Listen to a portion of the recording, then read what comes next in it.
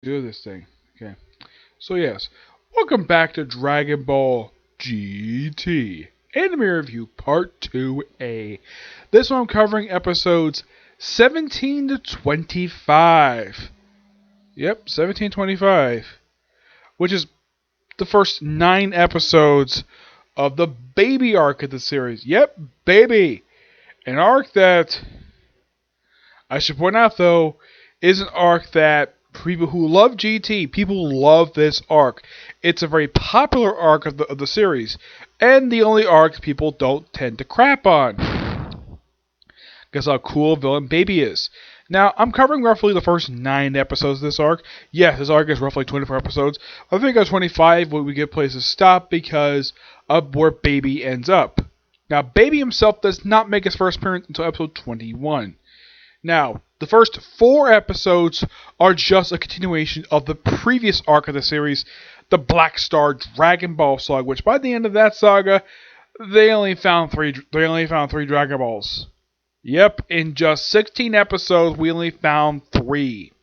They get a 4th one in these episodes. Actually, more like 5. Yep, so pretty much you have it where first you have Goku and Trunks getting captured by robots and Pan getting away. That's what happened in the last arc, and Pan basically being in disguise as basically a using spare parts disguised as a robot.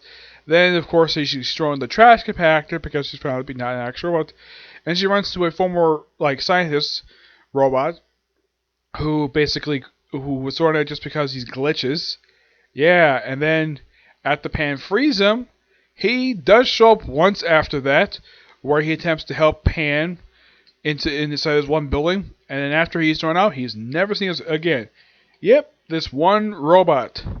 Yeah, and a lot of the time she thinks that Guru is a traitor, and she really wants to destroy Guru. Yep. Meanwhile, though, Goku and Trunks are being scanned by, well, the robots, and the results into Generaldo. And he sees Goku, so like, this child looks quite strange. This one thing, this child is actually in his 40s. Yes, Goku at this point, I believe, is supposed to be in his mid-40s, I'd say. They never really say exactly how Goku's supposed to be in the series. I think, if you look at it, if you depend on his age, because they mention his age, first, the martial arts from the first one, now, at the end of Dragon Ball, he was 18. By the time Dragon Ball Z started up, 5 years passed by, he was roughly 23 years old when he came back. And then when he died and came back to life, he was 24. And after when he came back to Earth, he was 25. And then they had the 3-year time skip, which he was 28 years old. And then you have the 7-year time skip, which brought him to pretty much about the age of 35. Okay. And this is just my personal theory. Like they say that at the end of Z, that apparently there's a 10-year time skip. So that means he's roughly 45. And my personal theory in the case of the current series, he's roughly the age of 54 right now. Yes, 54 years old. It was pointed out by Vegeta that basically saying stay young until about 80. That was mentioned in Super. And they keep the youthful look for a long period of time so they continue fighting. So Goku is a guy who's basically, even though he's body of a child, he's roughly his mid-50s and is a grandfather. Yep. And when Pan finds out exactly where he is, and, well, he wakes up, and of course he tries to get out, but he gets shocked. And he sees Pan getting hurt, he gets angry, goes Super Saiyan, and destroys a bunch of robots. Yeah, here's the thing about him going Super Saiyan.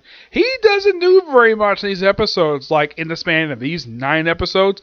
Do you know how many times he goes Super Saiyan? Like, twice? He does during his fight with General Roldo. Yeah, it does during that fight. And I think he does like one at a time, and that's it. Yeah, it seems like they always see him going Super Saiyan at special occasions. Yes, I know this has been pointed out by Laughingstock Media, of like, oh, Goku only goes Super Saiyan if the occasion calls for it. Yep. And then, of course, General Roldo doesn't like the fact his civic force has been defeated, so he comes to fight Goku himself, and Goku thinks his power level, and he points out, though, he's stronger than Majin Buu! Despite the fact that, no, Trunks does know who Majin Buu is. He has faced off against 2 versions of Majin Buu. Pan has maybe met the good Boo. She probably has no idea about the bad Boo at all. She has no idea about him. She's never met him because he was destroyed before she was born. Yeah, so Trunks, I get him worried. Pan, she probably doesn't know much about Majin Buu, so her being worried makes no freaking sense at all. And then, of course, Trunks and Pan basically go and, well, Trunks himself gets captured. And Pan herself basically later finds Giru and finds one Dragon Ball. Though she's later captured by General Roto and Goku, gets trapped in a metal carbonite. And, of course, Giru later turns the real, oh yeah, he actually was fake betraying him all along. So basically he frees Goku and Pan. And it looked like he was about to do something with Trunks, and all of a sudden his thing is destroyed. Oh yeah, and it turns out that was actually a fake, because he already had freed Trunks prior to this. And Trunks had pretty much sabotaged, well, Dr. Mew's secret. What was his secret? It was baby. Yes, a baby. They go into the room where he's kept. I'm like, how the heck does when in the world did Dr. Mew make this room? It's like this room is like, it's like this let's say this tower in the middle of the ocean. Like there's so many questions I have about this room. Like, one, why is it so dark in this room? Like, the only light you get is from the tube where baby is. Now I get maybe he may have made this thing. When he built this room is never stated. He must have been working on this thing for years. Of course, Dr. Mew's backstory is now explained a little bit later on in this particular saga. Where the heck it comes from, because at the start of this, we had this cool looking villain, Dr. Mew, and there is almost nothing to know about him aside from the fact he's a genius, and the fact, well, we know something about his personality, the fact he actually built these robots, though he thinks the other robots basically obsolete, or he wants to play with baby. And then, of course, well, because Baby's last power transport to the plumbing system that was done by Trunks. And he tried best he can to save Baby. And Baby wakes up, smashes, ends up destroying part of the room, like creating a lot of holes. Goku, Trunks, and Pan are perfectly fine. Dr. Mew was basically damaged. Yes, he's a robot. Yes, when in the world he became a robot is never explained. He's a mutant robot is what they describe him as. And so they pretty much sort of, in a way, they supposedly kill Baby, but they really don't. There's a little bit of him that remains. So Dr. Mew was like, okay, time to go. So he transforms the pod area where Baby was kept into a spaceship, launches off. He's like, okay, I'm going to rebuild. And he's like, how dare they disrupt my operation? I can rebuild somebody else. And then he's getting sick. And then Baby bursts out of his body. Yep, killing Dr. Mew.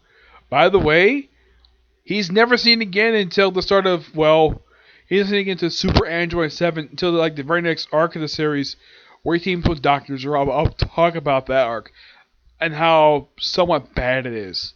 I mean, it's some good stuff about it. I will discuss that later when I get to that particular arc. So, Baby sort of survives. So, Goku, everybody simply escapes. So, General Roto basically converted the whole planet in the middle. So, lucky enough that Giru transferred everything back, including their ship, and they have to get off, though they were stopped by General Roto, and Goku goes, oh yeah, basically, Dr. Mew was using you all along. Of course, he doesn't believe it, and then, of course, well, they're able to basically knock him off, and then Baby sort of in the way kills him, well, takes his energy, and that's the last scene of General Roto. He never appears in the series again after this. Yeah, he's not even mentioned. Yes. And then they go fly off, and then they come across like where the next Dragon Ball is, which is technically this is the fourth one. And they come across on a deserted spaceship, and this is a big, huge one. Oh yes, and the thing is about to explode. According to Giru, this is supposed to explode in 10 minutes. So they go inside, and they find the Dragon Ball really easily. Like apparently it was kept in this place. And then of course Pan detects some kind of life force on the board. And takes on some boy. They pick him up, take him to the spaceship. Though basically they came onto this thing via spacesuits, which look like the same design they used in Z, which I thought was great. They used those again. Plus also space bikes, because why not?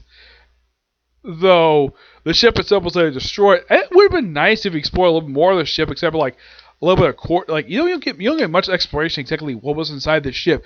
The ship itself only physically appears for like one episode of the series, and then at the end of the episode, the thing is like drop into the freaking sun.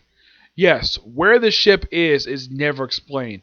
It's like it's orbiting a sun. Yeah, as for how it got there, that is later explained in like another episode after this, where apparently Baby did that, where apparently Baby massacred the entire crew. It's never shown, thank God. And of course, Baby was hiding in the body, hiding in one of the small kids. They take it to a nearby planet to get treated. And Goku, of course, doesn't like hospitals because of his bad experience from the early in the making episodes, where he was kept in a hospital, kept in pretty much in an iron lung, where he couldn't move, covered head to toe with bandages. The only place that wasn't covered was his freaking face. Yes, he doesn't like hospitals. He hates shots too. They even poke fun of this in the Frieza arc. Yeah, actually, it was pretty much at the start of the Frieza arc. They kind of mentioned this is the first time since that arc they mentioned that he hates needles. And eventually, like, okay, and of course they try to go fishing, and apparently they tried the fish they caught, and they said it was really bad. So they eventually, of course, Goku like, okay, I'll try the food here, and of course they ate the food, and then Trunks apparently is informed by the doctor, well, basically the kid's doctor. Yeah, the kid basically was supposed to Baby, and then Baby went into the doctor. And luckily enough, Goku was always suspicious around doctors because of his bad experience in the hospital. So they figure, oh yeah, Baby was possessing against this doctor. So they kind of like take Baby out, and they think that, oh yeah, we're done with Baby. Baby's done all with. Nope. Baby escapes, hops into the body of an overweight woman, and apparently they lifts off in this space flight. And apparently off-screen, Baby massacred another frickin' crew. They'll basically massacre a whole bunch of passengers. Not the flight crew, mind you, just a bunch of passengers. Of course, killing the woman too. As for Goku and the gang, well, they go to the next planet, and they find the 5th Dragon Ball, basically the 7th Dragon Ball.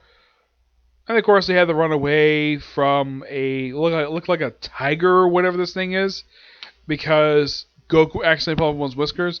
They run, of course, the thing falls off, and of course, it disappears, never seen again. Of course, yeah, they got 5 now, they got 2 left, and they fly off.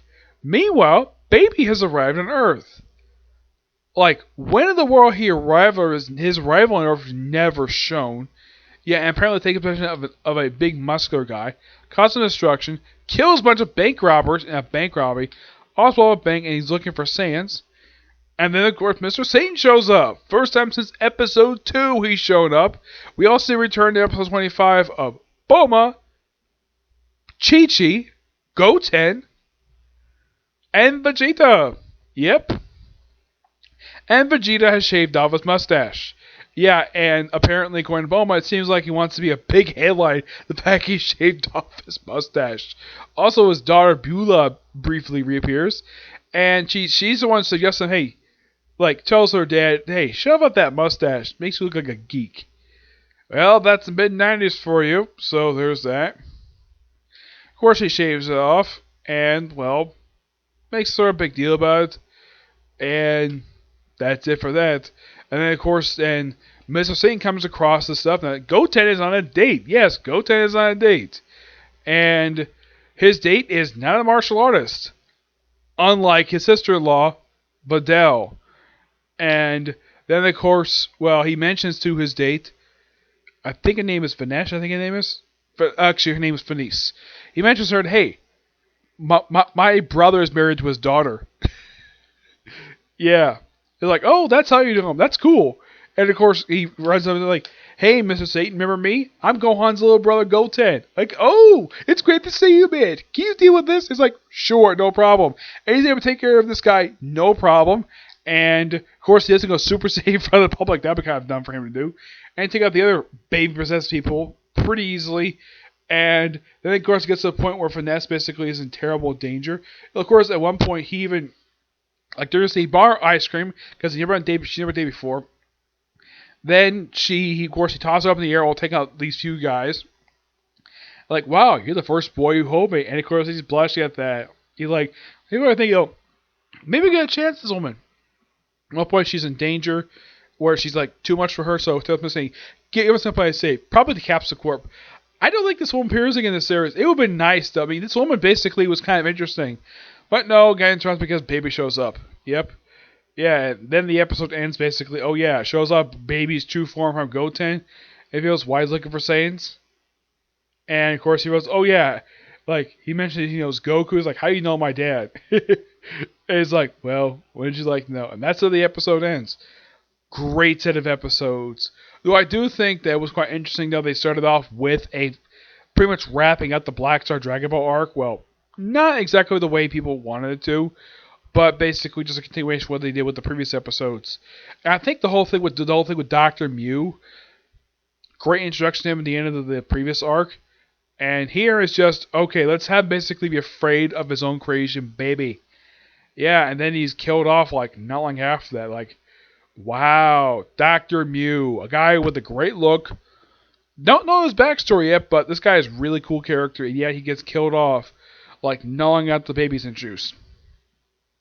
My personal theory why Baby was created was because the arc, Black Star Dragon Ball arc, was actually doing terrible in the ratings. So they need something good to boost it up. So introduce a new villain. Baby! A really cool villain. Yep. And I'm definitely looking forward to discussing the rest of this arc soon. Okay, so that's it for this particular review. My next video will be a Comic Corner. I'm on to Group Series. Yep. See you in the next video. Bye.